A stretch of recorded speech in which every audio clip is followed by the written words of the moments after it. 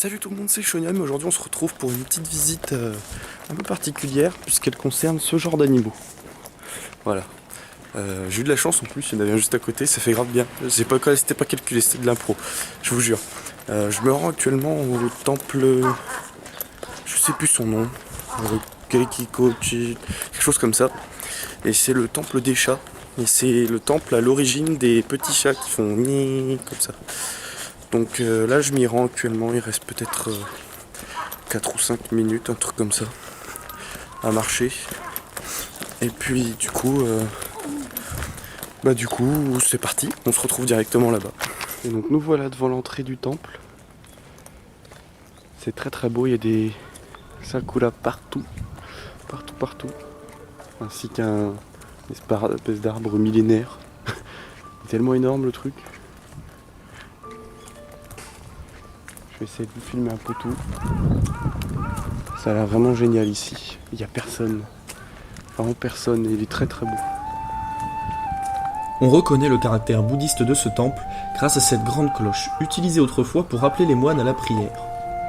Leur portée sonore étant très élevée, on les a par la suite utilisées pour donner l'heure, ou tout simplement en cas d'attaque.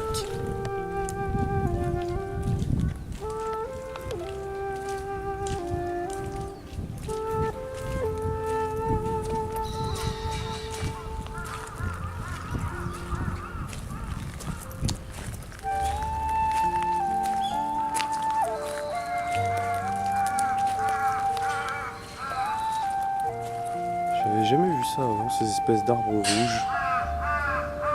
Regardez, ils sont tout rouges. Espèce de pin. Je veux dire, j'ai déjà vu des pins, mais il y en a encore un gros là-bas. Il est tout rouge. Ok, là je pense que c'est l'endroit le plus beau que j'ai jamais vu. Ici. Juste. C'est incroyable. Toutes ces pierres, tous ces sakuras et le sol est blanc, comme s'il y avait de la neige, enfin rose. Toutes les feuilles tombent au fur et à mesure, il y en a même sur les rochers, regardez. C'est juste incroyable. Il n'y a aucun bruit, il n'y a personne. Je vais me rapprocher un petit peu, histoire de vous faire profiter de ce petit spectacle qu'on voit pas tous les jours. Même si les sakuras, j'en ai déjà montré pas mal. Ça c'est quand même assez spécial comme ambiance. C'est assez spécial. On s'est un petit peu inondé puisqu'il a plu. Voilà ça. Les arbres sont blancs, c'est marrant en fait.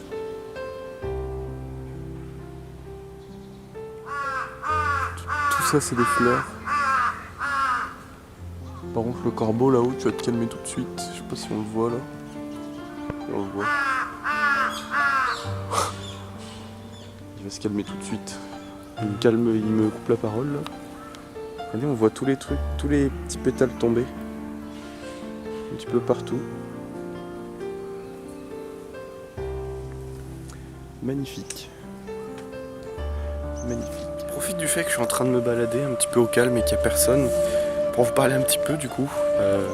J'ai une nouvelle petite anecdote. En venant ici, j'ai pris le train. Et dans le train, j'étais assis à un moment. Et donc je me suis arrêté à une station et il y a, comment dire, il y a deux nanas, je sais pas, peut-être 40, 50 ans, un truc comme ça, assez âgées, enfin qui commencent à être assez âgées. Elles sont arrivées devant moi, il y avait, je sais pas, il y avait de la place pour s'asseoir. Et elles sont arrivées devant moi et elles m'ont regardé. Moi j'étais sur mon téléphone, au début j'ai pas vu. Et là je regarde, je me demande qu'est-ce qui se passe. Et là elles me font le signe en mode genre bouge, genre en mode bouge. Mais genre en mode vénère un peu. Alors qu'il y avait de la place partout et elles pouvaient être toutes les deux collées et tout. Et genre elles m'ont regardé comme ça, vas-y bouge de là toi, en mode vénère. Et moi j'ai pas bougé parce que moi je m'en fous. Et du coup si je vous raconte ça c'est parce que du coup c'est là qu'on peut voir que on pense que les Japonais c'est les plus polis, les plus respectueux et tout ça, mais c'est pas toujours vrai et je tenais à vous raconter ça pour que vous puissiez vous en rendre compte, comme moi j'ai pu m'en rendre compte aujourd'hui.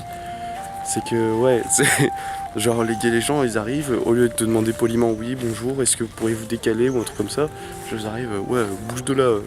en mode Caris vénère Tog Life, tu vois. Et ouais, non, ça passe pas avec moi. Du coup, j'ai fait genre j'avais pas compris. Et enfin bref, voilà, c'était la petite anecdote comme ça. Du coup, maintenant, je vais continuer à vous faire visiter un peu le temple. Parce que là, je suis en train de passer à côté de jolies choses que vous voyez même pas vu qu'on voit ma grosse tête. Allez, je vous souhaite bonne vidéo parce que je pense que là, ça va être que de la découverte. C'est fini les anecdotes.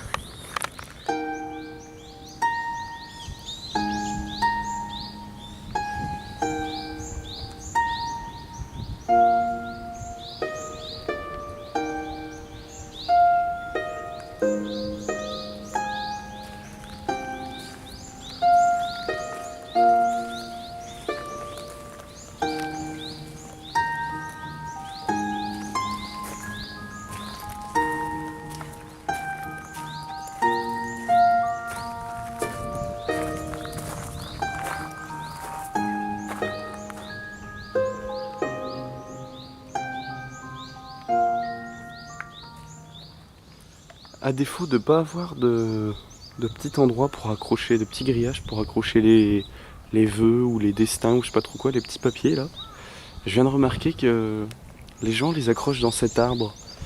Vous pouvez voir au bout de chaque branche, chaque petit message, vous savez les petits messages qu'on a dans les tiroirs comme je vous expliquais quand j'étais à Saxa.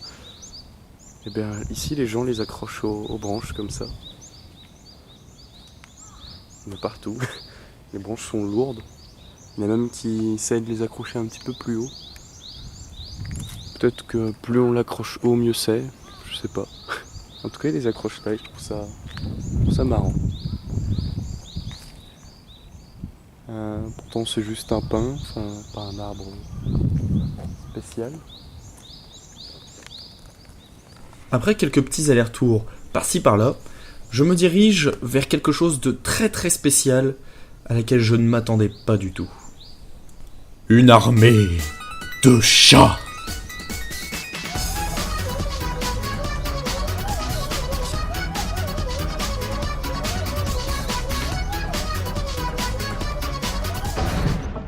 Je ne croyais pas que ça finirait de cette manière.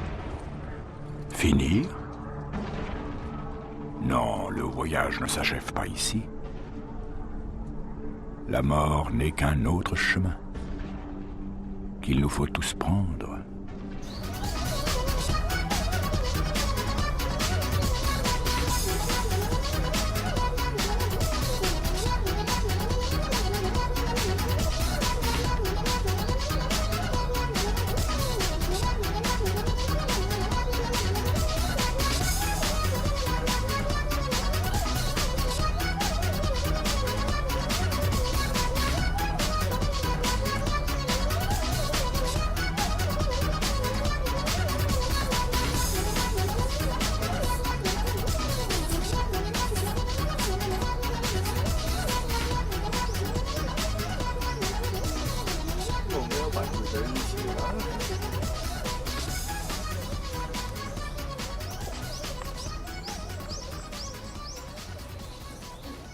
J'ai pas encore eu l'occasion de vous montrer à quoi ressemblait un cimetière japonais, enfin à quoi ressemble. Et vu qu'il n'y a personne ici, là, donc je pense que je vais vous montrer celui-ci. Et en même temps, moi, découvrir un peu comment ça se passe. Donc c'est assez différent de nos cimetières à nous. Déjà grâce à l'apparence des pierres tombales. Ici, ce sont plus des... On a quelques stèles comme ici, mais c'est plus comme des hôtels. Je sais pas si vous voyez ce que je veux dire. Pas des hôtels genre 4 étoiles, des hôtels comme des piédestals un peu. Voilà, et donc de temps en temps, des l'encens est brûlé pour rendre hommage. Quelquefois quelques fleurs déposées, mais c'est pas comme chez nous. Chez nous, on dépose uniquement plein de fleurs. Et plus une tombe a de fleurs, plus ça veut dire qu'on pense à la personne décédée. Ici, c'est différent. Et je sais pas si vous avez remarqué, derrière chaque tombe, ou presque, on a des espèces de plaquettes en bois, là. Là, des inscriptions. Plus ou moins vieilles, plus ou moins neuves. Je sais pas du tout à quoi ça correspond. Peut-être que Chaque planche veut dire une année. Je sais que c'est écrit la même chose sur chaque planche. Donc peut-être qu'il y a une fête des morts, pas comme Halloween mais un peu comme la Toussaint, ici. Et peut-être que chaque année ils déposent une de ces planches comme ça, pour montrer qu'ils sont présents. C'est pour ça qu'on peut, du coup on peut voir une sorte de chronologie. Il y en a qui sont vraiment très usées, très vieilles, puis d'autres moins, jusqu'à quasiment neuves. Voilà. Voilà à quoi ça ressemble à un cimetière japonais. Regardez ici, il y en a vraiment beaucoup.